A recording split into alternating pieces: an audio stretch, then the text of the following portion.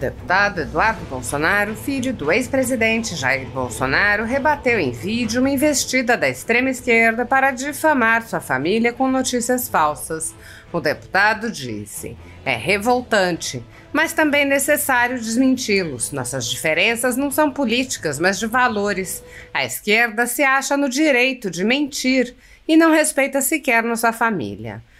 No vídeo, Eduardo Bolsonaro lembrou que sua esposa Heloísa deixou a carreira de psicóloga após um repórter da velha imprensa se passar por paciente para expor a profissional. Ele explicou: "Ela migrou então para virar digital influencer." O deputado relatou que um vídeo realizado por Heloísa em outra ocasião, mostrando uma casa em que se hospedaram por permuta, foi mostrado por um influenciador da extrema-esquerda como se fosse sua atual residência nos Estados Unidos, onde a família está. Eduardo Bolsonaro disse: "Agora essas pessoas mal intencionadas, como esse Thiago Reis aí, que é notoriamente um espalhador de fake news, e nada acontece com ele, porque ele é de esquerda, não tem inquérito nenhum, segue com a vida mansa dele, ele fica fazendo esse tipo de coisa aí, querendo mostrar que, olha o luxo dos perseguidos, tirando de contexto um vídeo aí que deve ter cerca de um ano para trás." Eduardo alertou: "Tome cuidado, porque a depender da pessoa que você está seguindo para se informar, você não está sendo informado, você está sendo manipulado. E se a gente aqui nos Estados Unidos está molestando o maior youtuber da esquerda, pode ter certeza, é porque eles estão muito preocupados com o nosso trabalho." Como vocês sabem, a minha esposa Heloísa, ela é psicóloga, né? Só que depois daquela matéria canalha da época, né, do João Saconi, se passando por um doente e contratando 5 sessões de psicologia da Heloísa, ela foi obrigada, depois disso, a abandonar a carreira dela. Ela migrou, então, para virar digital influencer. E como promoção, esse João Saconi saiu da época e hoje trabalha no jornal O Globo, cobrindo exclusivamente a família Bolsonaro. Graças a Deus deu tudo certo, muitos seguidores no Instagram, e ela consegue, muitas das vezes, reduzir os custos da nossa casa fazendo publicidade. Então ela mostra a casa, em troca disso ela permuta por uma estadia ali, ao invés de pagar um Airbnb, ou ao invés de pagar um hotel e etc. Só que agora, né, essas pessoas mal intencionadas, como esse Thiago Reis aí, que é notoriamente o espalhador de fake news, e nada acontece porque ele é de esquerda, né, não tem inquérito nenhum, segue com a vida mansa dele, ele fica fazendo esse tipo de coisa aí, né? Querendo mostrar que, olha o luxo dos perseguidos, tirando de contexto um vídeo aí que deve ter cerca de um ano para trás. Então toma cuidado, porque a depender da pessoa que você está seguindo para se informar, você não está sendo informado, você está sendo manipulado. E se a gente aqui nos Estados Unidos está molestando o maior youtuber da esquerda, pode ter certeza, é porque eles estão muito preocupados com o nosso trabalho. Um abraço, fiquem com Deus. Na conjuntura jurídica atual do Brasil, muitas pessoas estão sendo tratadas como subcidadãos e subhumanos, sendo perseguidas implacavelmente por medidas judiciais invasivas e arbitrárias, sem direito razoável ao contraditório e à ampla defesa, pelo simples motivo de terem manifestado apoio ao ex-presidente Jair Bolsonaro. Por expressarem suas opiniões, são alvo de CPIs, de inquéritos secretos conduzidos pelo ministro Alexandre de Moraes no Supremo Tribunal Federal, ou são vítimas de medidas arbitrárias, como prisões políticas, apreensão de bens, exposição indevida de dados, entre outras.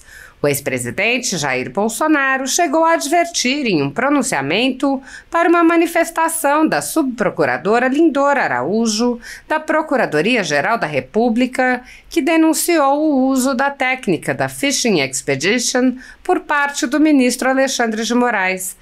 A técnica é comum nos inquéritos conduzidos por Moraes contra adversários políticos, jornais independentes e cidadãos que se expressam de maneira crítica contra a conduta de ministros da Suprema Corte. Neste modus operandi, o investigador promove uma devassa em pessoas escolhidas por ele para procurar algum indício, algum motivo para acusação, em contrariedade ao preconizado pelo direito que deveria investigar fatos. Em inquéritos conduzidos em cortes superiores, observa-se um procedimento característico. Matérias da velha imprensa atribuem um rótulo ou marca a um grupo de pessoas e isso é tido como suficiente para quebras de sigilos, interrogatórios, buscas e apreensões, prisões e confiscos.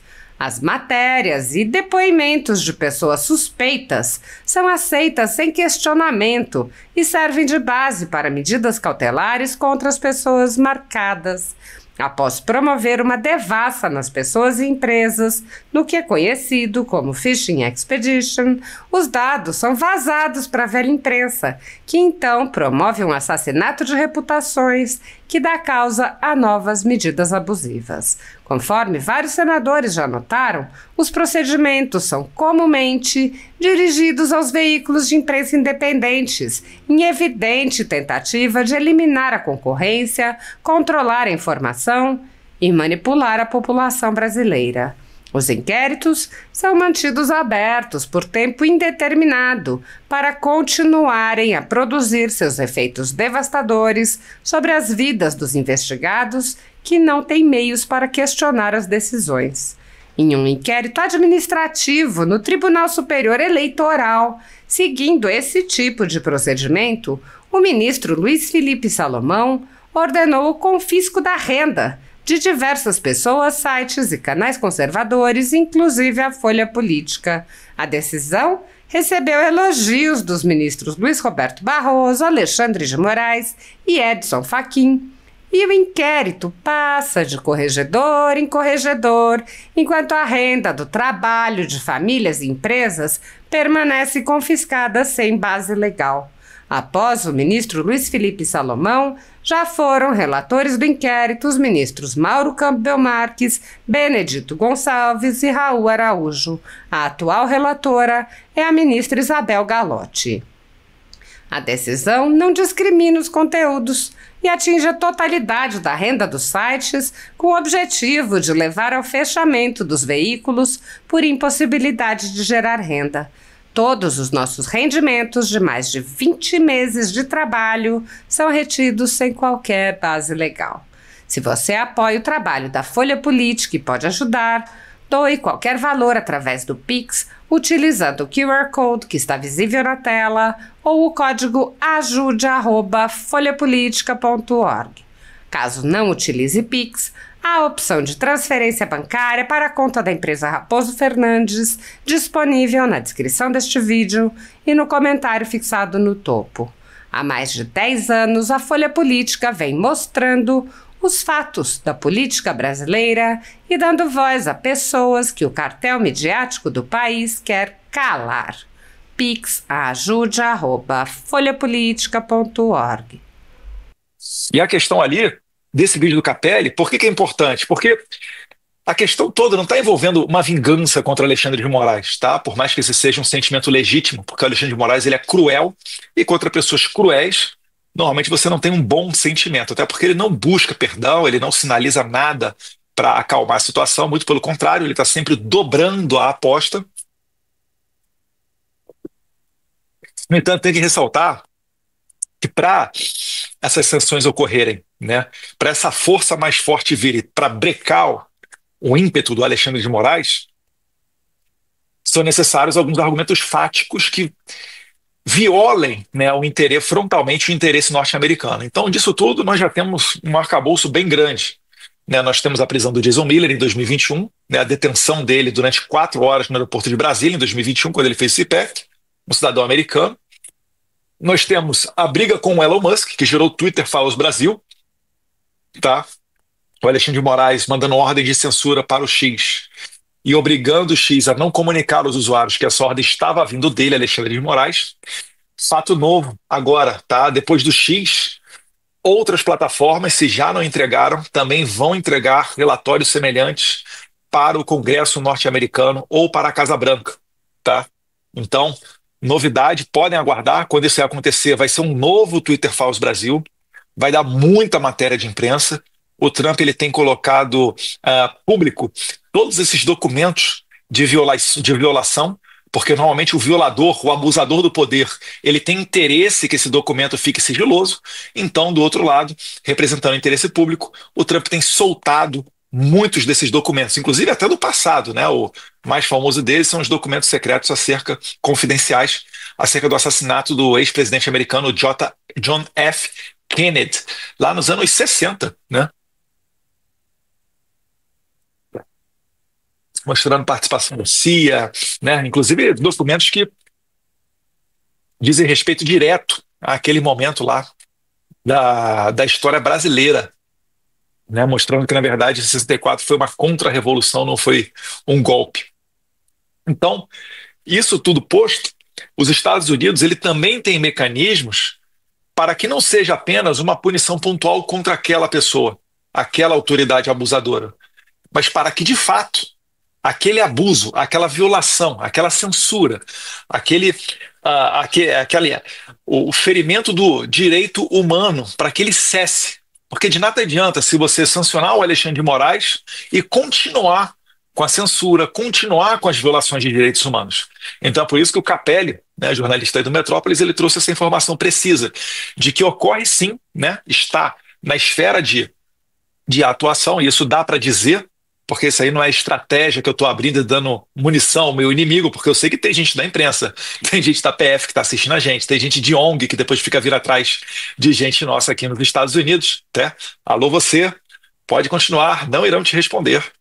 E então existe essa possibilidade real de que seja feita uma sanção ao Alexandre de Moraes, isso é condição sine qua non, não há negociação com relação a essa parte, tá? Já foi feito muita coisa, comprou briga também, estava listando aqui, né? Comprou briga com a Truth Social, que é a empresa do Trump, comprou briga com o Rumble, quis prender, né? Mandou ordem de prisão para a cidadã americana que estava tweetando a partir do território americano. Então são várias violações que ocorreram. Vocês imaginem só, você está no Brasil, aí vem o governo da Argentina querendo punir você, brasileiro, porque você estava tweetando a partir do Brasil contra o ministro da Suprema Corte da Argentina. Não faz nenhum sentido disso, né?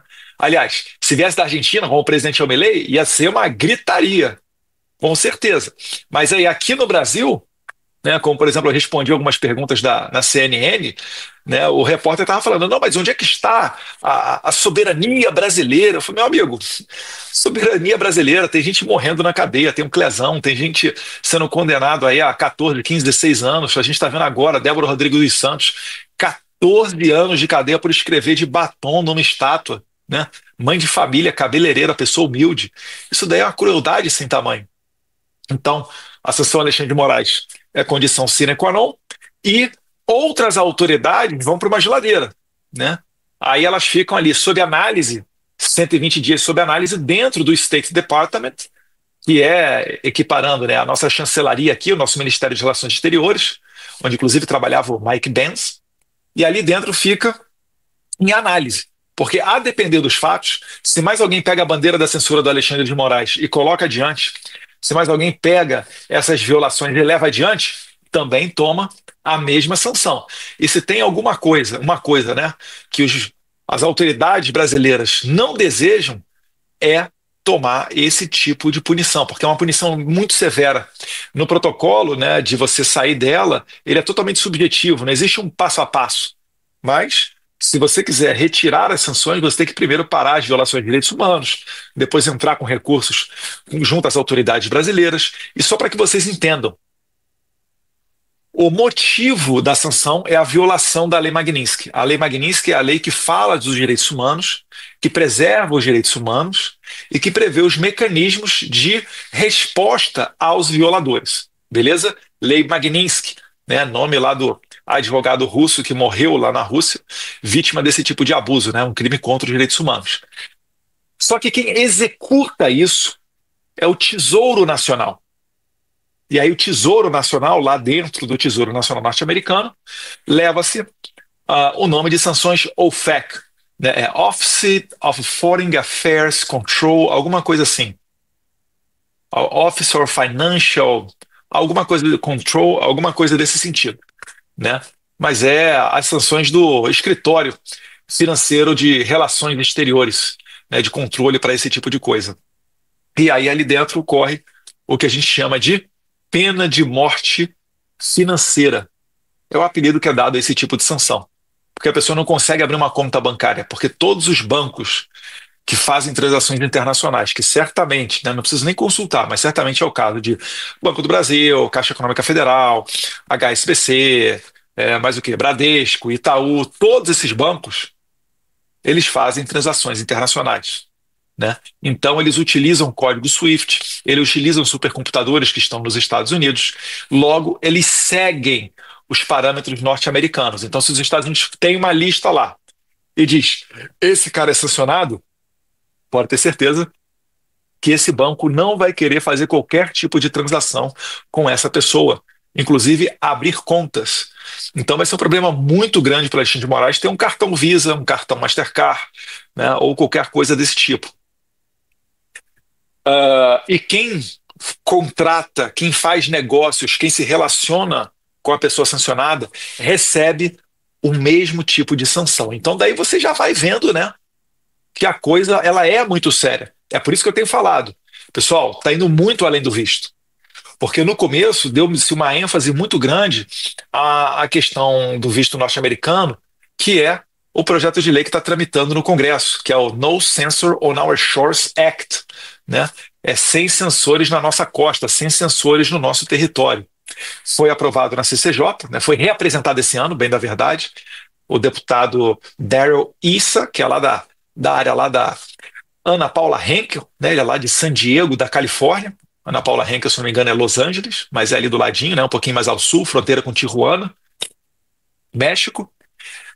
O Darrell Issa é o autor do projeto, depois entrou em coautoria Maria Elvira Salazar. E eles aprovaram, né, logo antes do Carnaval, na Comissão de Constituição e Justiça, o presidente Jim Jordan, que é muito conectado ao Trump, botou o projeto em votação e ele foi aprovado, inclusive com votos de alguns parlamentares da esquerda, tá? Verdade seja dita. Então isso mostra que a tramitação desse projeto, dificilmente esse projeto será negado, tá? É muito provável que ele seja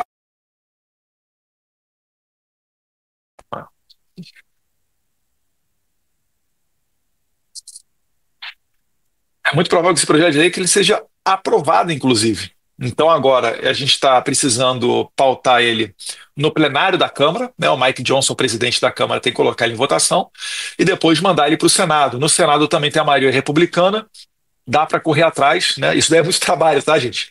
É por isso que a gente fica ainda no Congresso, para provocar, para dar prioridade, para apresentar projeto, para pautar em comissão. Então isso daí é o nosso trabalho aqui de formiguinha de porta em porta para conversar com parlamentares, né?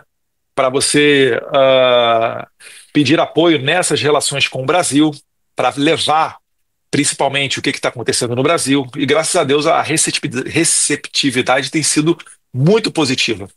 Isso daí é o que a gente chama de diplomacia legislativa. É a interação internacional dos membros do poder legislativo, né, dos congressistas, de lado a lado, de país a país. Lembro quando eu fui presidente da Credem, a gente fez um memorando criando um canal de comunicação direto, por exemplo, com o Knesset, que é o Congresso de Israel.